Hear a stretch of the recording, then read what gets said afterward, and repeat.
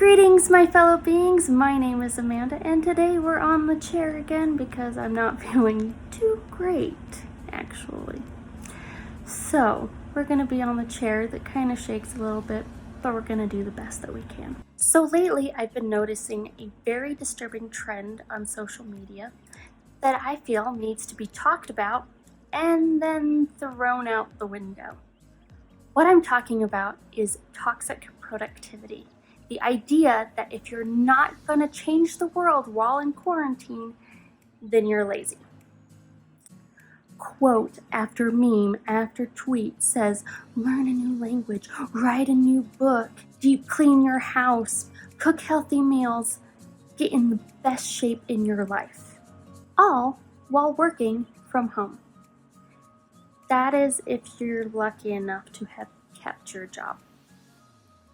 One I see over and over and over again goes along the lines of Newton wrote up the laws of universal gravitation, calculus, and theories on optics, all while in quarantine during the Great Plague of London in 1665.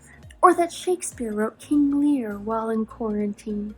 Or to-do lists that basically say, deep clean your house every single day, train to be Mr. Olympia, all while doing your full-time job, and then beating expectations of your boss. So all of these stories are used over and over to tell people to use their time wisely. Basically, if you're not coming up with the theories of the universe, then you're doing it wrong. I'm gonna let you in on a little secret. All of these things are a lie. A lie to shame you into competing against your neighbors and even against yourself. It creates a guilt of not being productive when we stay all day on the couch. You haven't cooked a real meal in over a week and your house is a mess. It is the glorification of labor that we have.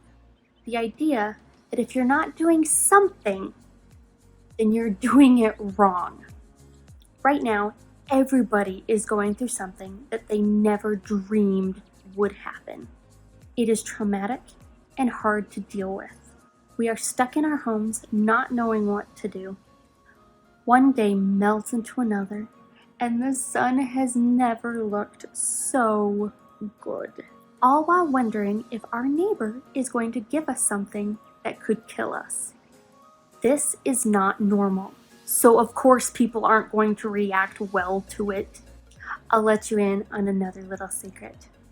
All of those men that created all those wonderful things while in quarantine were extremely wealthy. They all lived in mansions, they all had servants, and they did not have full-time jobs. So of course they had time and energy to do amazing things. When your kids are running around the house like crazy and you don't have a servant to attack them and keep them quiet, and then you also have a job where you have to be on Zoom all the time talking to your boss and you don't want to exactly be in that meeting to begin with,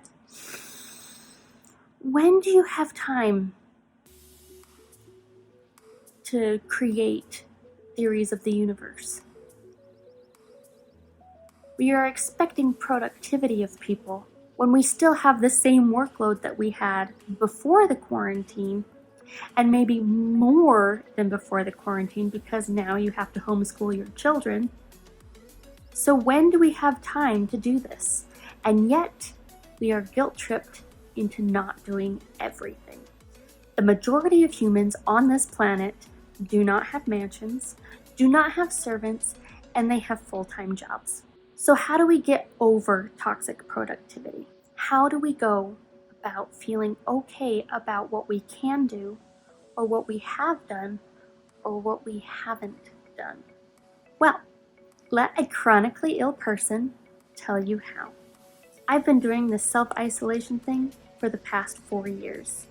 No, it hasn't been to the extreme that it is right now, but there have been weeks that I haven't seen another human being other than my husband, off and on for the past 4 years.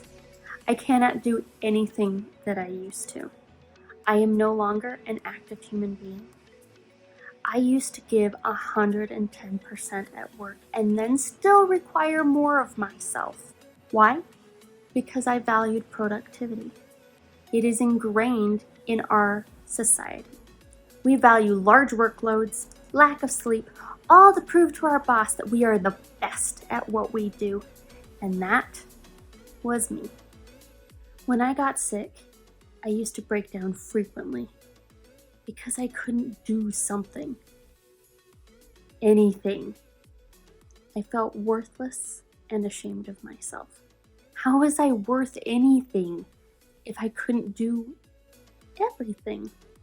The problem with basing your value on what you can do and how much of it you can do is that eventually you are going to experience burnout. And then what will you be doing? My problem was I continued to try to do, and then I would end up in horrible pain, not being able to leave my bed for days. If you only base your value on what you can do and what you can produce, then eventually depression is going to set in when you are unable to produce. One thing I had to learn was to be okay with my situation. Am I perfect at it? No. Do I still get frustrated and end up pushing myself too far? Yes. But I'm still trying. I'm still trying to be, as Tony Bernhard says, calm and tranquil in the face of life's ups and downs. Now, Tony Bernhard is one of my favorite authors, and she wrote the book, How to Be Sick, a Buddhist-inspired guide for the chronically ill and their caregivers. No, this is not a how-to book on how to fool the world that you're sick. It's a book that teaches you how to be okay with your situation and tips on how to do it. Honestly, I believe that everyone should read this book. It's a fantastic book. She's written a lot more. She's fantastic. One thing she brings up is equanimity. She says equanimity is greeting whatever is present in our experience with an evenness of temper, so our minds stay balanced and steady in the face of life's ups and downs. Today, I'd add the words calm and tranquil, balanced and steady. Calm and tranquil in the face of life's ups and downs. Okay, so that sounds great. But how do I do that? I'm going insane. If I stay in this house one more day, I'm going to lose my mind. If I stay on this chair one more second, I'm going to freak out. If I can't go outside and walk, or my kids are driving me insane, I don't actually have kids, but examples.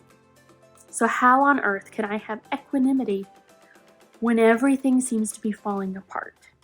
This is the time to practice the It's Okay technique. The It's Okay technique is a technique where you put it's okay in the beginning of a sentence. Some of her examples are, it's okay if I can't do all the things that I used to. It's okay if my new job didn't turn out to be all I'd hoped for. Nothing's perfect. It's okay if my kids have problems. Everyone does. The more I used this practice, the braver I became with my it's okay formulations. At first, this is going to be hard. You're going to resist the it's okay because it's not okay. But keep at it and eventually you will start to believe it. You can say things like, it's okay if I stay in my pajamas all day. It's okay if I stay on the couch and watch YouTube videos for hours on end. It's okay if my kids have been in the same clothes for multiple days in a row. If we don't stop tricking ourselves that our only value is what we can produce and getting it perfect every time and perfectionism, it's going to lead to some major mental health issues. Allow yourself to not be perfect.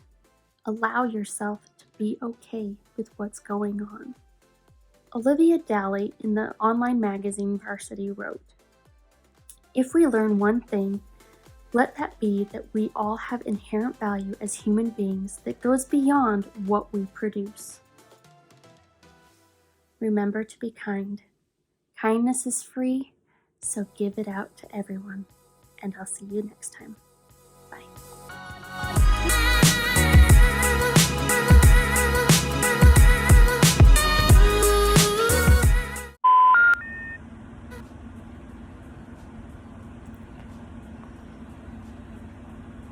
Greetings, my fellow beings. My name is Amanda, and today we are going to be talking on something that I have been noticing lately. Nope.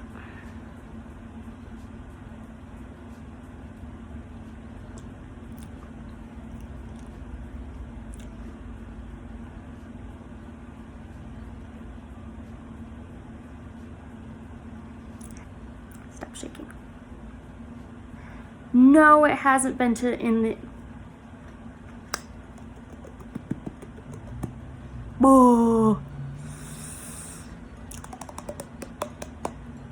I can't. I'm in the middle of recording. I'll get my sign.